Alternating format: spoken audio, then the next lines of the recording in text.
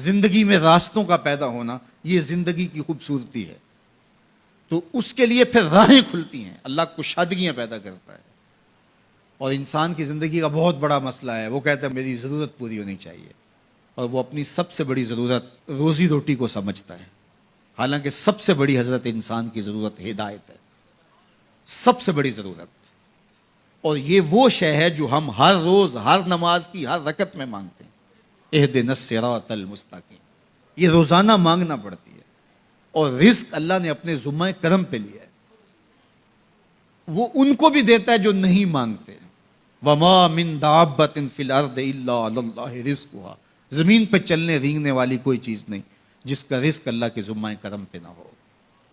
ہر شے کا رزق اس کے ذمہ کرم. پتھر کے اندر جو کیڑا ہے اس کو بھی وہ رزق فراہم کرتا ہے. اللہ اکبر.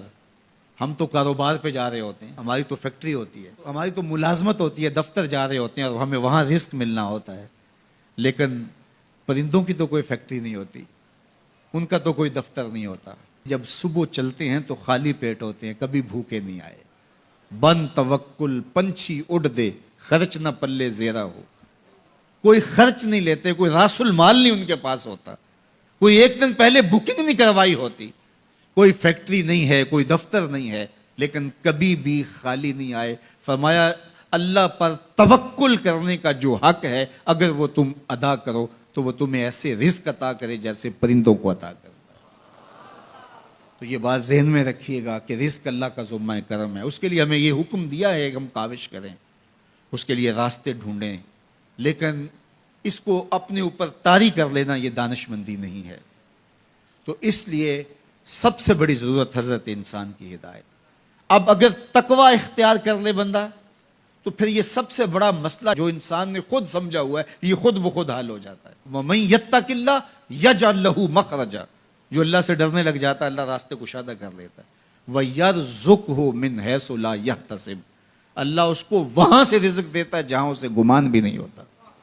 یہ تقوی کا عملی نتیجہ ہے. اور یہ وعدہ میرا نہیں ہے، یہ وعدہ میرے رب کا ہے، اور اللہ کے وعدے سچے ہیں. یہ کسی مفکر نے، یہ کسی معاشیات کے ماہر نے نہیں بتایا کہ تم یہ کرو گے تو یہ نتیجہ ہوگا. ماہر معاشیات کے مشورے کو ہم قبول کرتے ہیں کہ یار اس نے معاشیات کو پڑھا ہے، اس نے جو بتایا ہے وہ اس کا نتیجہ وہی ہوگا. یہ جس نے معاشیات کو پیدا کیا ہے، جس نے رزق کو پیدا کیا، یہ اس کا وعدہ ہے اگر تم اس سے ڈرنے لگ جاؤ گے تو وہاں سے رزق دوں گا جہاں تمہیں گمان بھی نہیں ہوگا. تو یہ تقوی کا عملی نتیجہ ہے.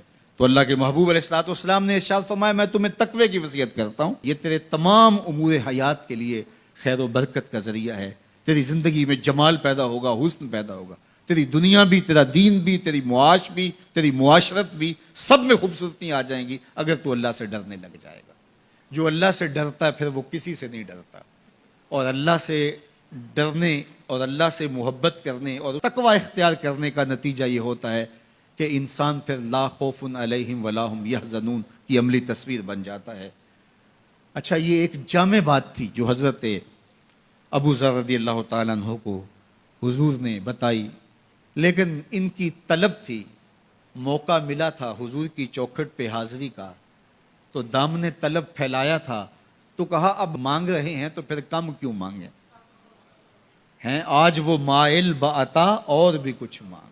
تو آج پھر جھولی پھیلا لی اور کہا زدنی یا رسول اللہ صلی اللہ علیہ وسلم، حضور یہ تو عطا کیا لیکن مجھے کچھ اور بھی ارشاد کیجئے، میری جھولی میں کچھ اور بھی ڈال دیجئے. تو آقا کریم علیہ الصلوۃ والسلام نے ارشاد فرمایا علیک بتلاوت القرآن و ذکر اللہ. میں تمہیں دو چیزیں بتاتا ہوں، ایک تو قرآن مجید کی تلاوت کو معمول زندگی بنا لو، اور دوسرا اللہ کا ذکر یہ اپنی زندگی میں اتار لو. جب تم قرآن مجید کی تلاوت اور ذکر الہی شعار حیات بنا لو گے تو آسمان میں تیری باتیں ہوا کریں گے اور زمین میں تیرے مصطفیٰ منبع الصفا سید الانبیاء